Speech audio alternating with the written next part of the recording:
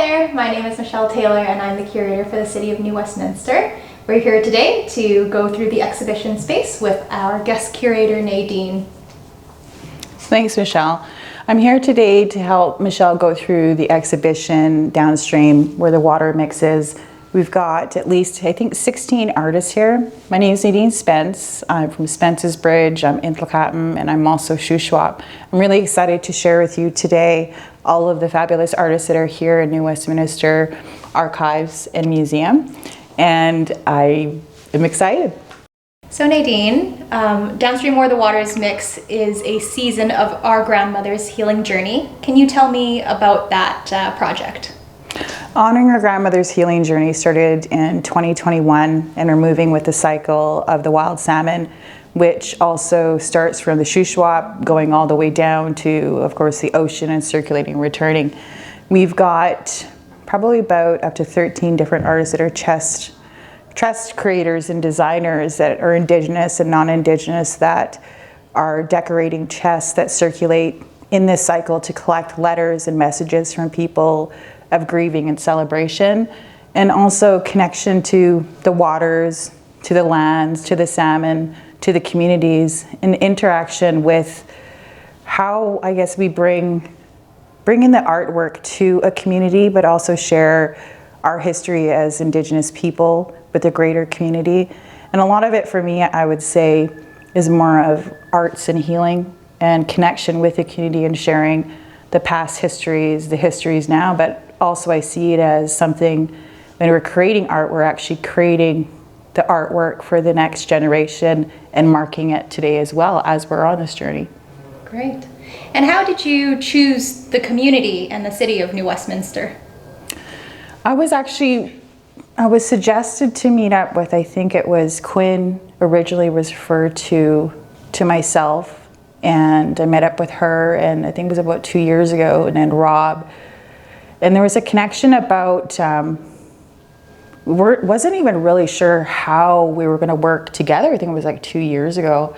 And there was just discussions and discussions. But what really had happened was it was about I was told from the beginning that there was an understanding that New Westminster City's history with Indigenous people was something that has caused a lot of harm to Indigenous people throughout BC, throughout entire BC. So even if you've lived in New Westminster and you know a bit about the history and the governance, the government, be it provincial or federal or even like the churches or anything like that, it didn't just affect people from down here, it affected people throughout. And as speaking to them and hearing about their history, I thought this would probably is the most important place for us to bring the healing journey, but also the chest, to also really discuss those things, because you have to start discussing what had happened in the past when it comes to genocide or colonization with the places today before you can move ahead, and then also educate people at the same time. So I look at it as it's been a challenging experience, the realities of it, but facing the realities and the truth and doing it through the arts. I think it gives it more of a place where you can engage with people as well and share those stories in a way of an arts background of just being always just silenced in some way when you're talking about policies or all the government stuff. So. Well, we're so grateful that you connected with Rob and Quinn from Cultural Services here. What, if anything, did you know about New Westminster Museum and Archives before you arrived? Honestly, I didn't really know much about it. Another reason why I was really interested in New Westminster is because this is where my father actually lived for many years. And there's something about New Westminster that it's got a different kind of feel to it. And I didn't really know much about the history when I was here as a kid to visit my father. He's not from here, but he came down here to work and worked at Colony Farms. But there was something about, after I learned about more about the history, I realized the importance of the place. And then also looking at what's happening now and the development of where the museum wants to go and more of an inclusiveness with Indigenous people. I'm really excited to see more about what the museum is going to be doing in the future. Excellent. What was your first impression walking through the exhibition space for the first time? Well, I was warned before I came in, which I was actually surprised, because most of the museum experiences I've had as a child growing up, I've always felt actually quite disappointed with how the presentation, like in any museum. So honestly, to tell you the truth, I really didn't care to visit museums.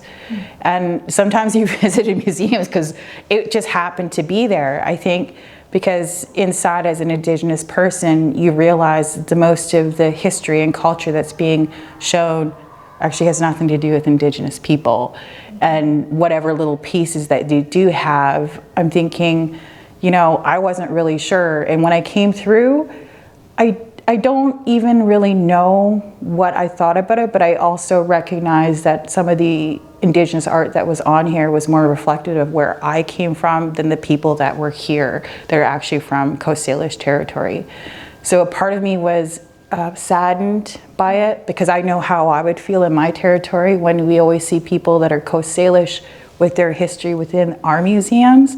And it's almost like a slap to the people of the territory when you're not properly showcasing them.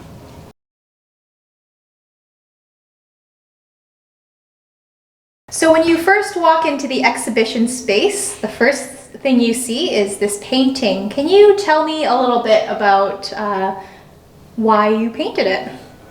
So this painting was done for the actual exhibition. And a lot of the pieces that are on here is actually the whole movement that brought us into New Westminster. So when you follow the top part, it represents the Shuswap, the Adams River run with the 4 flowers, buttercups at the top.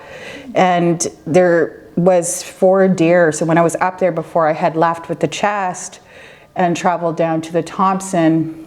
Each one of the places, there's a frog, which is Nickamin I stopped at, and where the canoe journey started, and certain little symbols of the journey that I was on before we hit into New Westminster.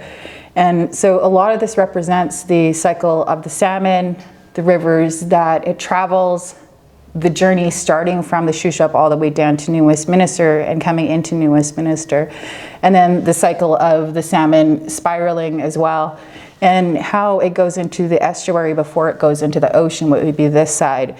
And the green, that of course are perfect line and squares, represents the streets and the cities, of course, how, and also the town, how the town is built over, which is closer. We got New Westminster here, and I'm thinking about the town of Richmond, how it's built over the river to the ocean. And thinking about how different it is from where I come from, where there's not a lot of people or a big city compared to what it is down here. And so I'm thinking in the future, what is going to happen is I want to put the canoe in the history of that, so it marks that this painting represents the journey coming into New Westminster for Downstream Where the Waters mix. So as you walk through the long-term gallery and the feature gallery space, we noticed that Downstream Where the Waters mix is installed throughout the gallery. Can you tell me a little bit about that choice?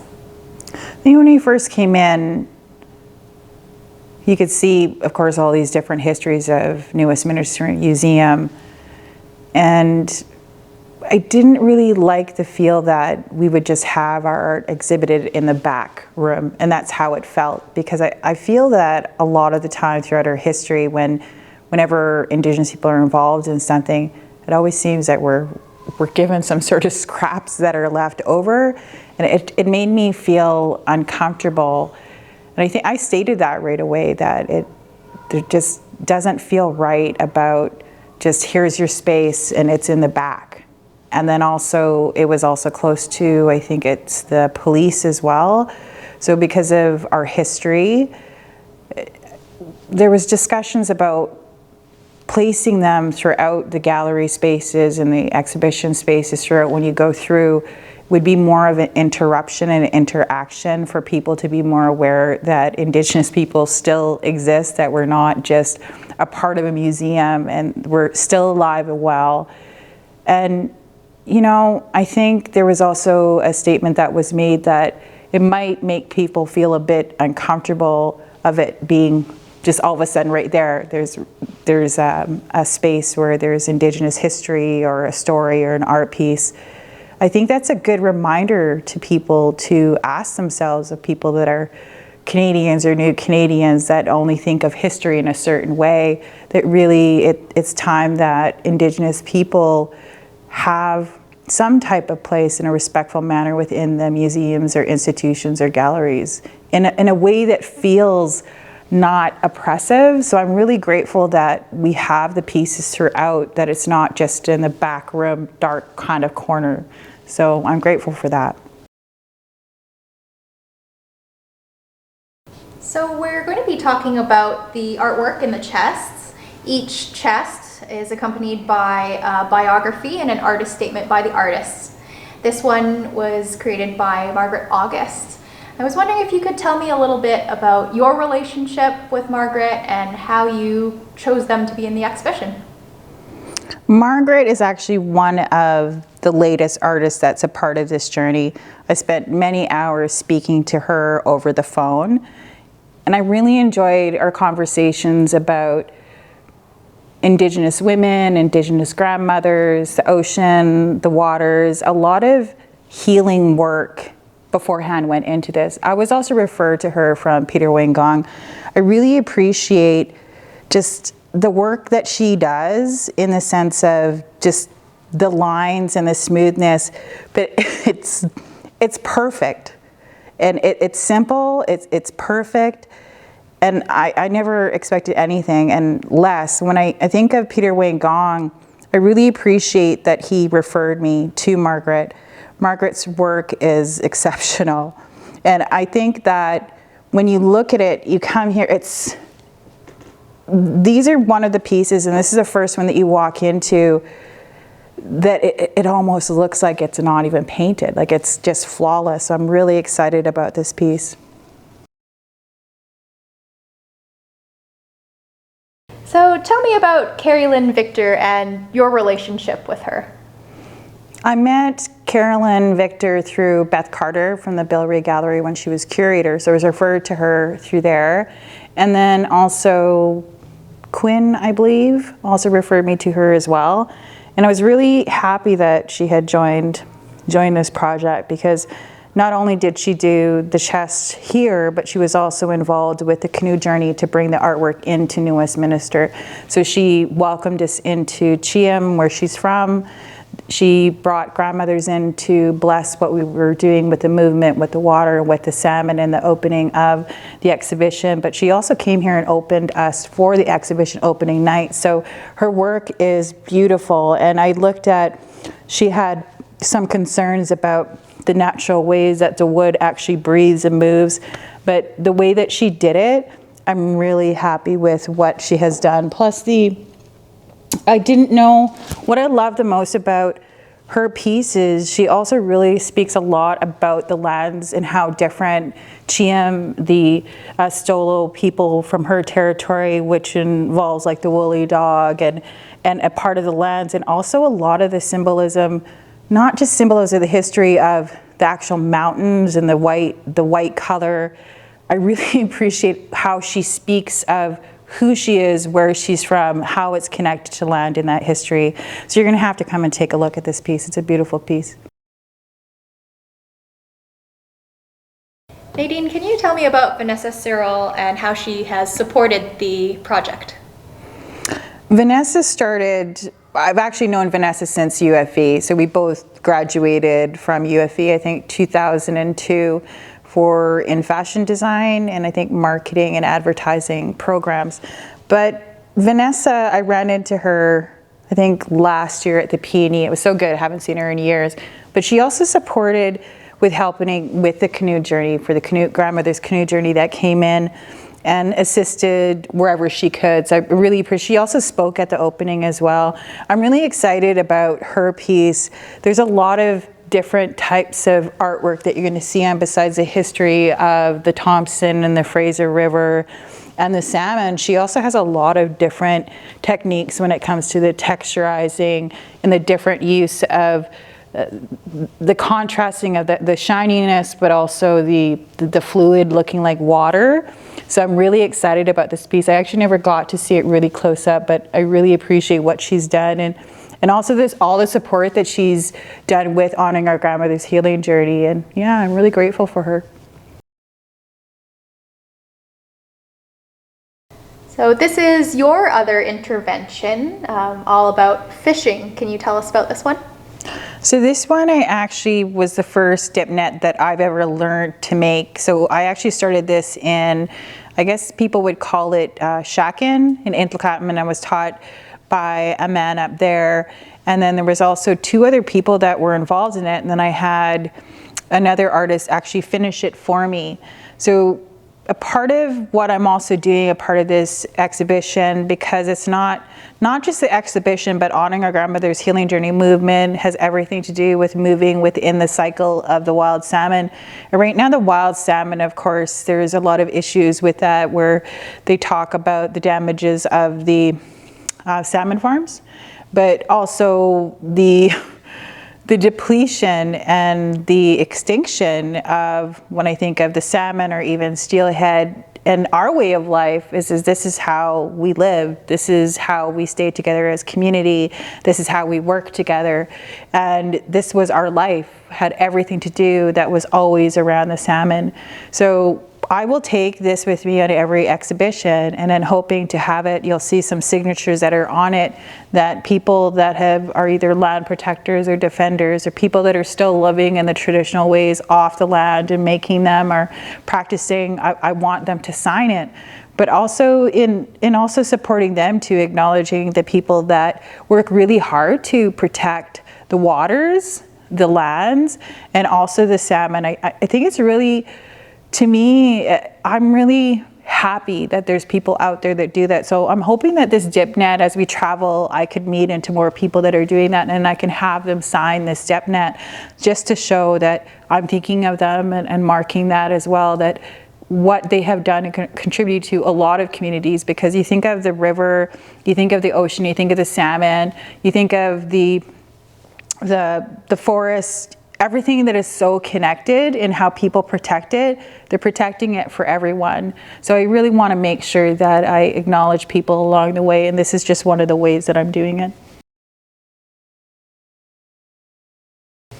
This area is called In Spirit, and you were very adamant that it needed to be included in the exhibition and have a very special space within the exhibition. Can you tell us about its significance? So In Spirit had come about, my father passed away in the height of COVID 2020. He was a huge inspiration on my artwork. A lot of his artwork were reflective of circles, hand ink artwork, but also looking at not having the opportunity to actually work with my father due to many of the things that in his life that were challenges as a survivor of the Indian residential school, major depression, and also alcoholism. And we didn't have a chance to work together. And so this became a part of it, as also when you think about, I'm honoring my grandmothers, and as I go along personally, my grandmothers, but with that, I'm honoring my mother and the aunties. But a lot of it, you think about it, my grandmother's connection to me are through my parents. And when I think about my father, this is also being in spirit, working with him in spirit, because now that he's gone, that I have a chance to work with him like I didn't have a chance when he was still alive. So with each one of the openings or exhibitions on this journey for honoring our grandmothers, I'll be bringing out a new piece of my dad's artwork that marked back to like maybe the late 60s, all the way up to like 2000, maybe I think 2000 is something as one of his, or our latest pieces with mine, but also at the same time pulling in the artwork of my son as well. Denni is on the top, and also continuing that and marking in our own family history and legacy those connections to the art. And I specifically wanted to start picking out pieces that were done in the sense of, as we get closer to the ocean coming to the river, you could see that he's got a crab in here. That's not something that we grew up with, like we're interior Salish. So as we move within the journey, I'll be picking up pieces that people have not seen of my dad's artwork, or even knew that they're gonna see is representative of where he came from. And we're not Coast Salish, we're interior Salish, but I do believe that he was inspired by a lot of the Haida style as well. But he just had his own unique style, and I really appreciate what he's done. And so I only hope through this that it just doesn't feed who I am as a person to be able to, when you look at how we're moving forward, a lot of this is also doing the things with the people that have passed on before that we couldn't. In a way, there's always a way to have that connection even if they're gone, and that respect for the family, and looking back to the ancestors, the grandmothers in my family. And this is a really important healing piece to me, and maybe it'll inspire someone else too when they don't feel that they had maybe that closeness to a family, that they can do it in their own creative way as well. This chest was made by Denni Spence. Can you explain your relationship to him and why he's been included in the exhibition? This is actually one of the last chests that was made by Matthew Gong and his dad, Peter Wayne Gong, and it's one of the smallest ones. And Denni actually is my son, my only son, my youngest son, and I've always felt he was very creative and artistic. He didn't want to believe me because I'm his mom, but I kind of nudged him into it, told him a bit about it, and sometimes I'll tell an artist a lot about what it is I'm doing. Other times I don't, because I'm hoping that they're going to come in to their own thinking and their own feeling. And I'm really happy with this. And this one has actually touched me a lot because it comes from his love for his grandmother, which is my mother. And when you look at the pieces, I look at, on this side, there's a little bear which represents his grandmother, and there's a church. So there's the idea of the good and the bad of the church, and the church's history within our family. Then you've got the moon there. I think he's got the scene of the mountains, I think, up the front, and then rose bushes. Then he's got this little cabin in the back that his grandmother told him a story about. I think it was about a Sasquatch when she was younger, and the cabin, the artwork that was put on here, it's beautiful, and not just because I'm his mother, but I'm really impressed with the work that he's done here. And what I really liked about it was knowing that a lot of the artists too are taking it to a point where it connects them to their family or their community or the stories that they remember from their grandmothers. And that it's, to me, it's an honor of his grandmother. And when I see something like that, I think that's one of the most important things that I love to see. So I'm really grateful that he had actually challenged himself to do this piece, and he did an incredible job. This chest by Ronnie Dean Harris is actually one of two that have previously been shown in exhibition. Can you explain the significance of this one and why it was so important to have his chest included in the exhibition here in New Westminster? I was referred to Ronnie by so many people, like in so many different aspects of who he is as an artist. And I don't even know what to say about Ronnie in the sense of what his talents and skills are so far out there in many aspects. It's crazy because I would love him to be more involved in everything. I think that he could, but this first originally was shown at the Bill Reid Art Gallery, and it's now in this gallery as well because Ronnie's actually connected to New Westminster City, Coquitlam, his history ties. He also has done a lot of research and also has knowledge of the community based on not just the research that's textualized through books, but also through the people that he knows and the families that he knows from the territory and his own family connection to New Westminster and the nations from here. So I'm really appreciative of the work that he's done, but he's also been very valuable in sharing the teachings, the culture, the respect, the protocol, but also how to move forward in the sense of in relations, the challenges that we have within relations between Indigenous and non-Indigenous working together in arts, culture, and history, and really leading up to a lot of I would say Aboriginal law, Indigenous law. So I look at him as really, to me, I could speak to him about what is going on, the challenges that I go through with moving on with the journey, but also knowing how to maneuver through it. So I'm really grateful that Ronnie is a part of this, and I can't wait to see. I've actually asked if he could do some more pieces for me as well, and I'm hoping he's going to say yes. So Nadine, this chest is quite different than all the other ones. My understanding is that it was the first one and it was made as a prototype. Can you tell us a little bit about it? When we first started the journey, the original idea was to have only 4 chests. Then it moved up to 6, and then now there's 13.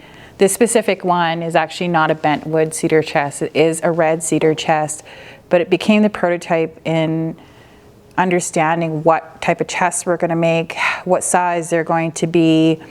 And then from there, it ended up developing into a community chest where it ends up being multicultural, which involves the 4 main nationalities with historic relationships with Indigenous people. And the artists that were asked to be a part of it were actually artists that were referred.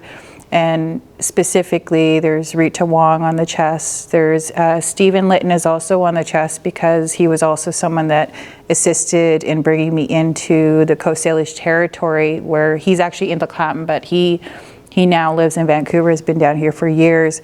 And then also Atheana Walkem, who was a part of the Vancouver Moving Theatre, Heart of the City Festival. She was also someone that nurtured the welcoming of it and the idea of it through her poem and Stephen's poem, and there's Rita Wong's poem, and there's Odera in the front there, Rita on the side. But the artwork as well includes the Honoring Our Grandmothers Healing Journey symbol of the 4 grandmothers, but also Further Your Rise on the front.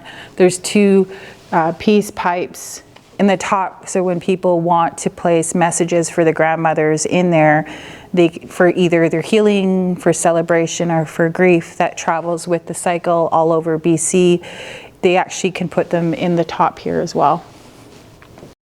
We have a set of 2 videos here, and they speak directly with the Community Elements chest as well as the larger Honoring Our Grandmothers Healing Journey. Can you speak about how these videos were made and who made them?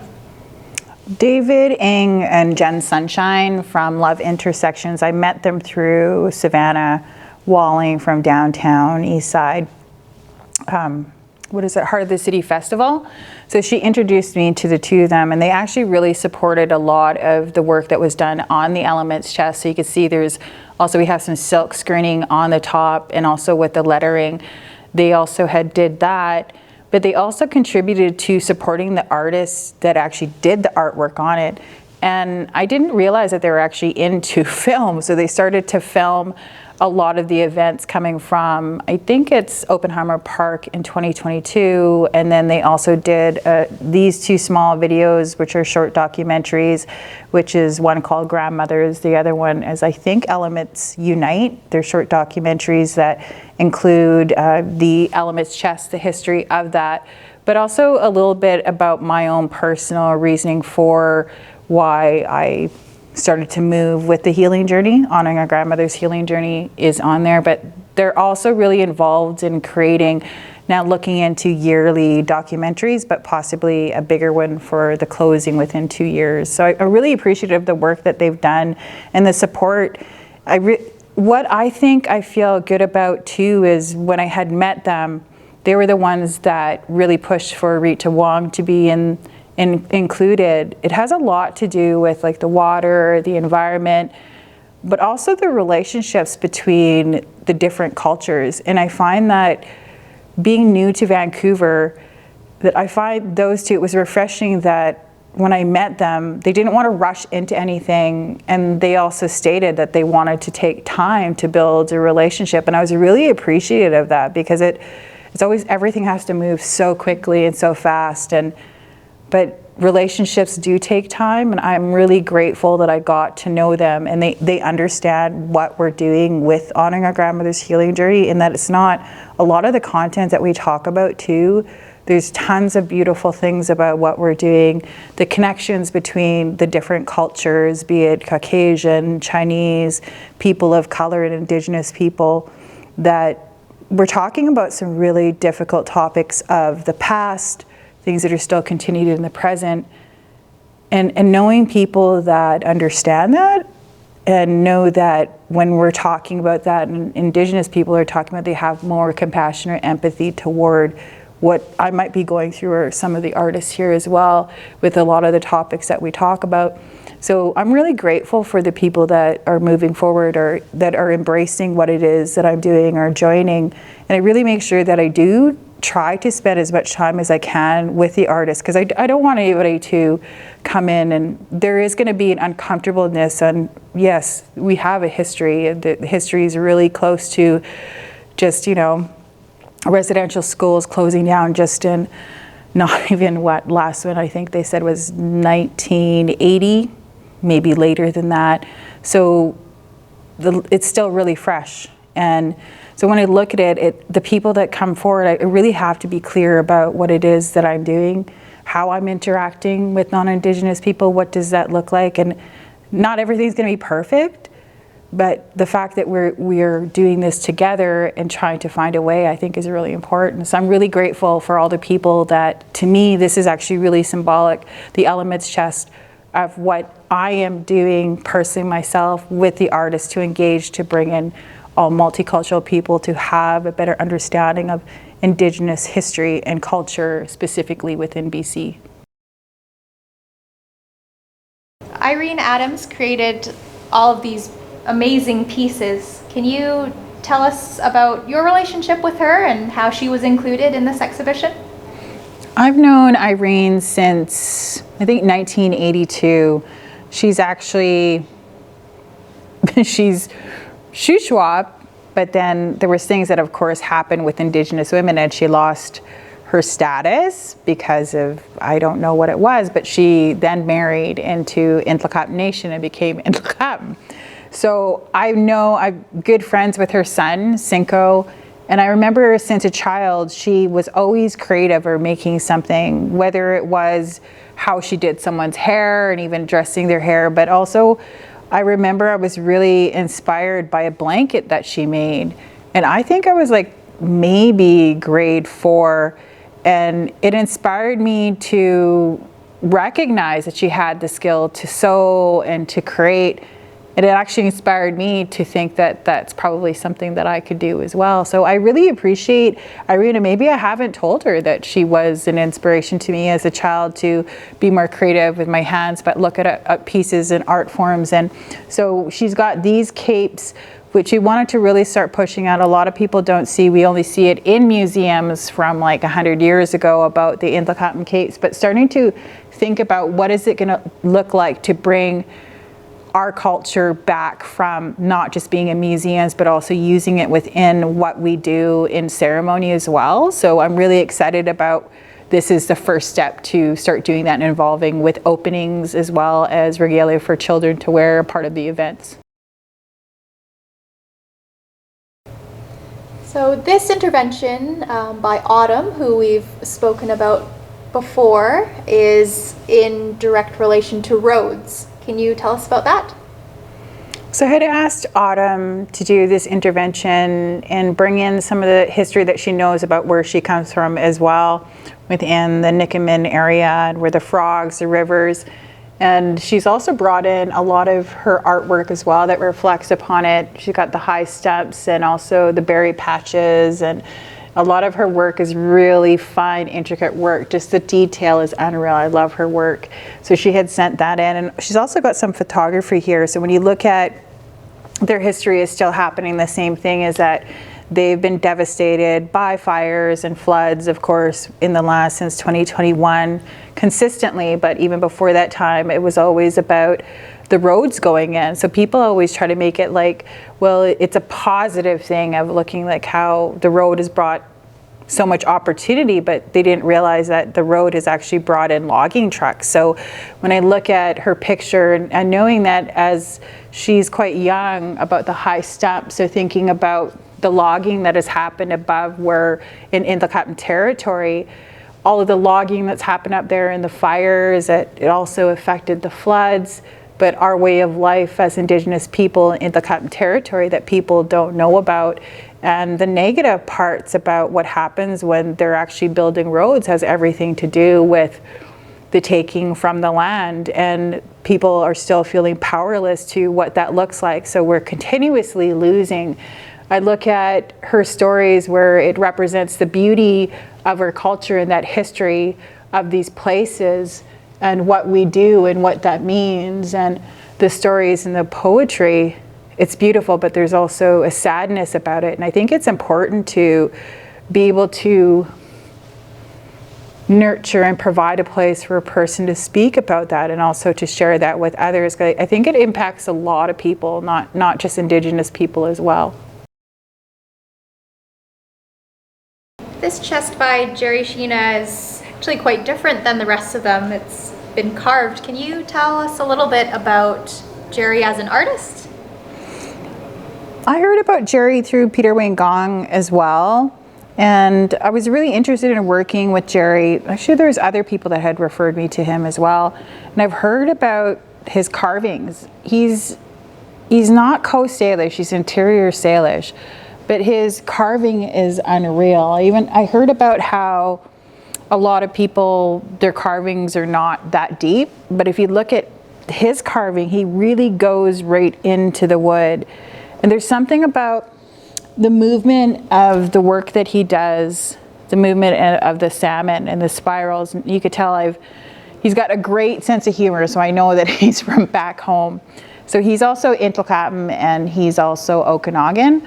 And I really wanted to make sure that I've included artists that represented at least the 5 nations that originally came together to fight for Indigenous title and rights, and he was one of them. I specifically wanted involvement. I love that he has done most of it in salmon. I'm not sure, I think there's an eagle on this side as well, but it's all salmon.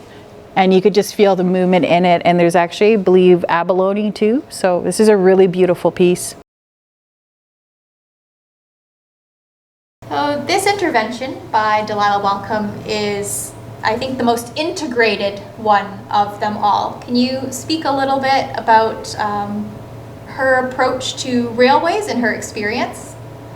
Delilah has a lot of connection to the railway. Where she's from is from in Nickaman, BC, and it's by the Frog, which has seen a lot of devastation since 2021, but even prior to that, because of the railways, because of the highways, because of the logging, which is still continuing. And this one I felt was really important to give a voice to what really happens to Indigenous people on a reservation today when they're having a problem with the railways or highways or logging.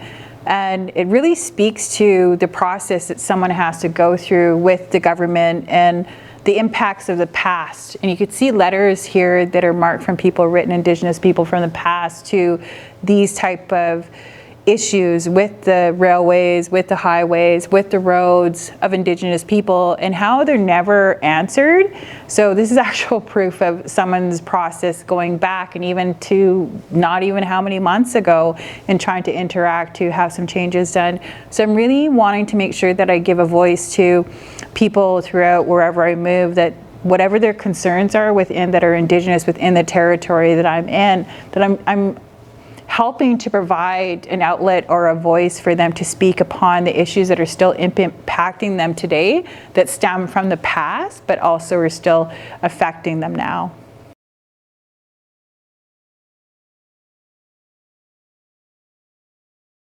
So this intervention also includes the bentwood cedar chest that I had decorated. And in the back, there's some writing that also is poetry that I'd written years ago, and also a lady that I had drawn for one of my last fashion shows that I've ever done.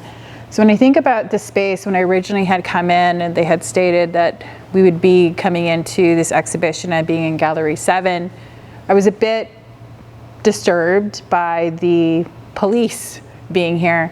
And I guess because of our historic relationship as Indigenous people with the police, and even myself recently, of a lot of things that how police are being utilized in a wrong way against Indigenous people as well. So a part of me thought that if anyone was going to go into this area, that it would be myself as an artist, but also speak upon that and really have to face a lot of the things in a sense of why it actually makes me uncomfortable to be in these type of surroundings as an Indigenous person.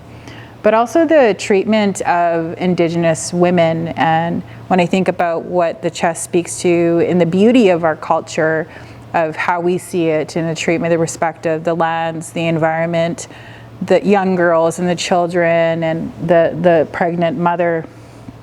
I think it's important to also look at not just the beauty, but the realities of what we actually face, and even how we treat each other. And I thought that was actually, when I showed you a bunch of the different pictures that I want to show within an intervention, the fact that you seem drawn to that one, I thought it's also about how we treat each other as women. And so that's actually really symbolic too of, you know, how maybe we're not supportive of each other enough as women. So that also was a time for me in my life where I looked at how do we need to, and how do we come to improve relationships between Indigenous women and women altogether, and how did those relationships get damaged and fractured. So a lot of the times when I think of an intervention, I think of an intervention in the sense of it, the personal intervention, and you've got the community intervention and something on a bigger whole. But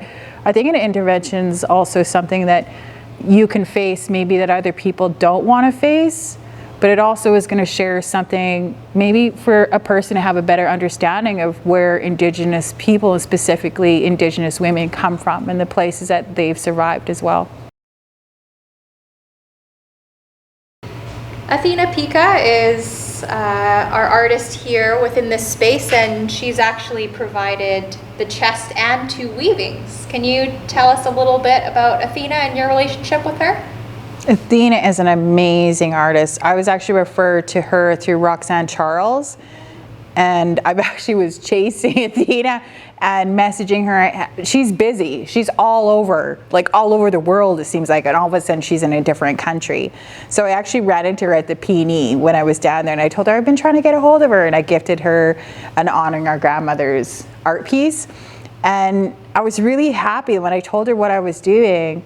And you could just tell she's got this, just a real kindness and a gentleness about her, that she knew what I was talking about. And I loved just the history that she talks about, being from Kwantlen, but I believe she's also from the island, but she also learns from a lot of the elders from Musqueam as well. So I felt that I was really excited to have someone, I guess you would consider like a youth as well. And then looking at what she had did with the actual blankets that are up in the weaving, and then she included her brother in the weaving, those collaborations between family I find is really important too, because I think when you think about what we're doing as Indigenous people and families being ripped apart, when I heard that her brother was also involved in the weaving, I thought it was really important to see that connection between family and families working together and weaving together. What I love about her pieces as well is we got the blue and the red, and like for this year I've actually chosen the colors blue and red for this year because of the water, and the red for red ochre, and the red for also, like, of course, the blood in our veins. And when I thought, I never told her that. And what I think is really neat is when you work with artists and you only tell them so much, but just how things happen the way that they do. So to see that she's got the blue and then she's got the red, and always Indigenous people in the red are just huge. Her piece is incredible. I'm not supposed to have favorites, but for this one, this is one of my favorites that I've seen so far. And it speaks to me, I think, within the colors, but I think because where I'm at as well with the earth reds, it's like the red ochre is in there too, right? Nadine, we're here in what we call Gallery 7, which is our feature exhibition space within the museum. And from the beginning, you were very adamant that this space be held for Gifts for Yaya. Can you tell us a little bit about what that is and why you wanted it in this prominent space? Gifts for Yaya was an idea when we're talking about why we're doing Honoring Our Grandmother's Healing Journey. It has everything to do to celebrate, to grieve, and to honor our grandmothers. And when I think about a lot of the grandmothers or the mothers or the aunties are people within our community that are not well known but have also been the backbone of our community. They're never celebrated enough, and I felt it would be nice to, through this journey, to have artists start making art pieces that through this journey would be given out to other people, grandmothers, aunties, women of the community that have done so much for their people or their community. So we have 4 of the bentwood boxes and stands that were made for them, and we also have visual art pieces that were done and poems. So throughout the journey, we have a lot of people that come in to also support, but also within each community, I don't think we do enough for our grandmothers, our mothers, our aunties, the people that really do a lot of work and don't ask for much. So I'm hoping that these would also be a contribution to be giving back to the community as well. And when you think about who we are as Indigenous people, a lot of the way that we live has a lot to do with gift giving and that celebration. So that's what a lot of these pieces, specifically the smaller art pieces, would be for, is actually to be giving out to giving back to the community. Nadine, you've mentioned Peter and Matthew Gong a few times. I was wondering if you could speak more about them, how you were introduced to them, and a little bit about these beautiful stands here. I met Peter Wayne Gong years ago. I think it was 2020 or early 2021. So he's the one that actually has made the majority of the bentwood cedar chest with his son, Matthew Gong, and they also made the boxes, but now we're starting to make the stands. So this is actually a stand that's made by Matthew Gong, the 2 on the side, and this is actually a really tall bentwood box. So this is like specifically, I asked to have this one designed by Peter Wayne Gong, and I love it because of the height, but also thinking about being Coast Salish territory, that I was thinking it would be like the umbrella box. So these will actually be designed by other artists as well. So I thought it would be nice to bring them in to show people what they look like at the beginning stage before they're painted or decorated or carved. And I really love the work that they do. And also even like when you open the box, there's something about what it speaks to inside the box. Is when I opened it, you could really smell the cedar. And I was telling him, I can't get enough of this. He goes, well, because it's medicine. And you think of the smell of the cedar and just that smell, he goes, it's like medicine. So anytime we have a box, you'll have to check it out. It's like open the box. And it's always good to show something in its natural state, because to me, these are more art pieces, even without being painted. I think these are pieces of artwork. So this is Lydia Brown's box, who is also involved with the Community Elements chest. Can you tell me a little bit about her? I met Lydia through, I think it was Squatchai's art gallery, and I think it was also through canoe culture. So she was referred to me, and I knew her mainly as a canoe builder. So it was really neat to know that besides making canoes and carving canoes and doing carving, she actually does artwork as well. And so I actually had her involved with the Elements chest. That when you look at the Elements chest, the Community Elements chest, she was actually the one that did pretty much the overall artwork on the top all the way around to make all of the different pieces go together. I love her pieces. She's Coast Salish, but I think she's also from Nanaimo. But the way that she does her pieces, like the colors of them, and sometimes when I look at her pieces, I see other things within her artwork, and then she'll state what it is, but it's really neat how there's so many different types of colors that she makes work, but also so many different animals and so many different water creatures. I really love her art form because it's really uniquely who she is. And it's actually a lot different than other Coast Salish artists' artwork that I've seen. I really love her pieces. So this is actually now, I think, the third piece that I've got her to do. So she's also did a chest previously. She's did the elements chest, and she's did this one. But she's also, there was something about the reason why I had her doing the elements was also I wanted it to be grounded. The overall grounding, when you think about it, should always be grounded by an Indigenous woman of the territory. So she's basically been adopted into the Musqueam Nation. So I always want to make sure that there's an Indigenous person represented in any kind of artwork that I do, specifically because it's honoring our grandmothers, and Indigenous woman is really important to have. This is the second piece that we've seen by Denni. Can you speak a little bit about it? So this piece was done by Denni. I think he has a chest in here now, the box in here, so there's two pieces, but he also does some of the visual art. So originally when we started this piece, as I talked him into doing it, I gave him this piece on the top. I don't know if you can touch it, but there's salmon turning in there. So when I gave it to him, I didn't actually tell him what the story of it was. And so from the salmon, there's salmon that are turning, but it's actually a salmon rose. So within the center, there's a centerpiece, which is like the centerpiece of a rose. And when I told him later after he had finished it, he did so that the spiral goes all the way around with the bubbles. But on the bottom, he also did what it was like where we lived when he was a kid and I was a kid, a swimming place in Spence's Bridge at the Nicola River. And that's actually where he was a lot of the time in the summer with his grandma. So this was like the first piece that he started for honoring our grandmother's healing journey. And again, he actually brought it back to his history with his grandma, and then also his grandma's name is Rose. This box was done by Autumn Walkem, who we'll be talking a lot more about later on. But can you just give me a brief summary of your relationship with her and how she was involved in this? Autumn is my niece from Spence's Bridge. This is actually probably, I think, her third piece for honoring our grandmother's healing journey. And I love her artwork. I love everything that Autumn does. She, besides the writing, you have to come in to appreciate a lot of the small, finer details that you can't see on camera. And you could see all the little marks of the pictographs, and a lot of the stuff she does of the pictographs that go around. You've got the bear, you've got the stars, you've got the earth line. I love her pieces, and always about the rivers.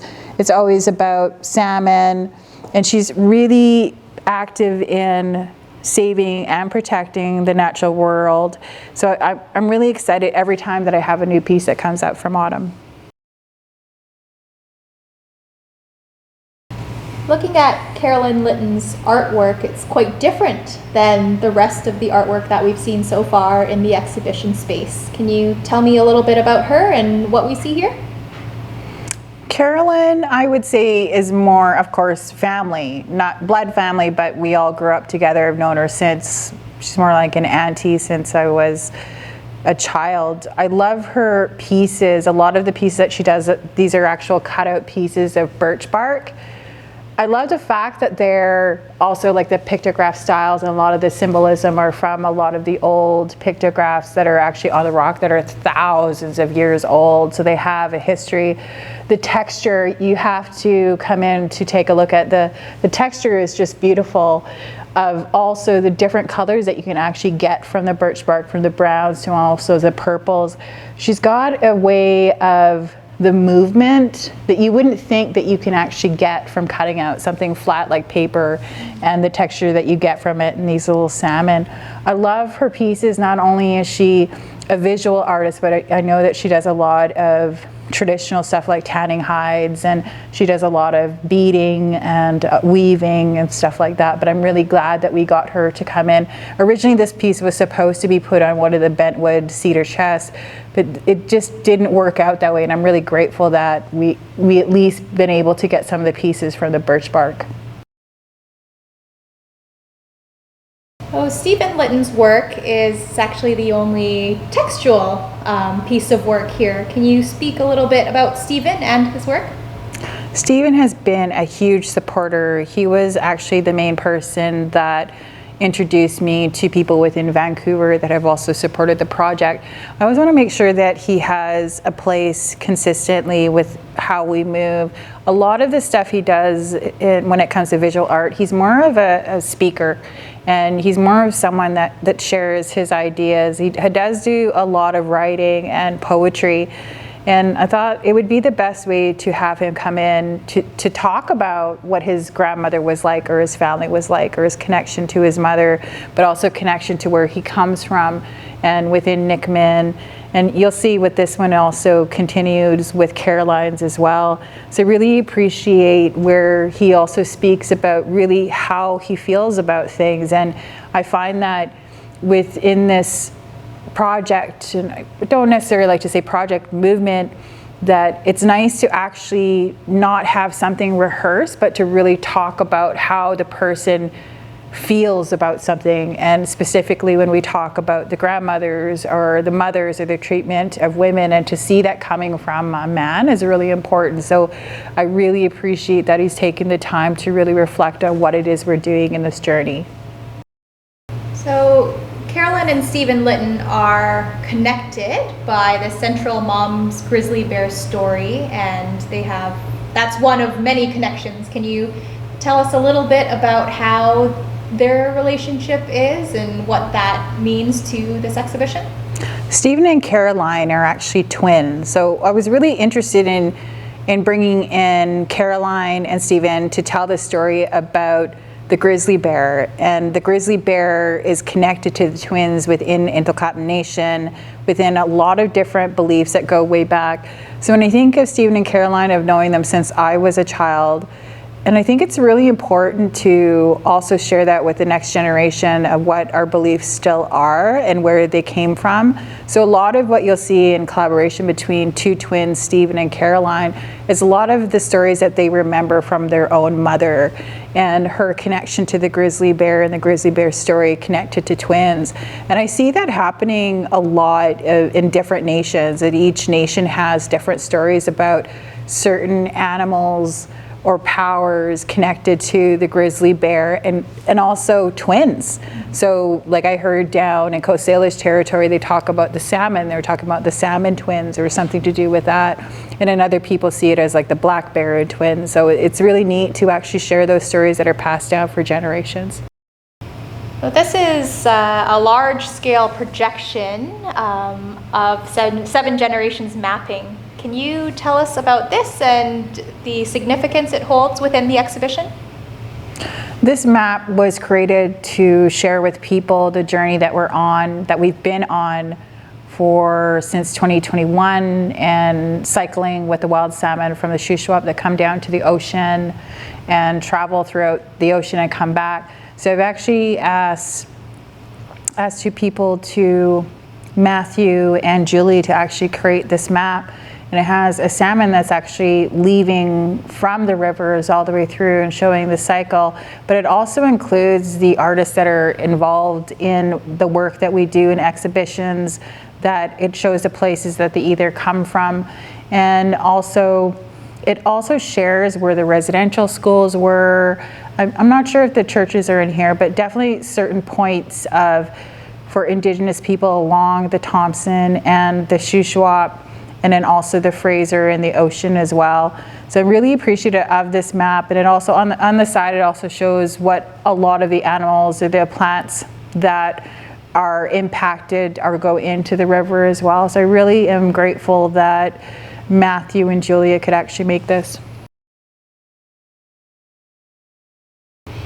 These are the touchable pieces in the exhibition. Can you tell us about why it was important for you to have pieces that visitors could interact with?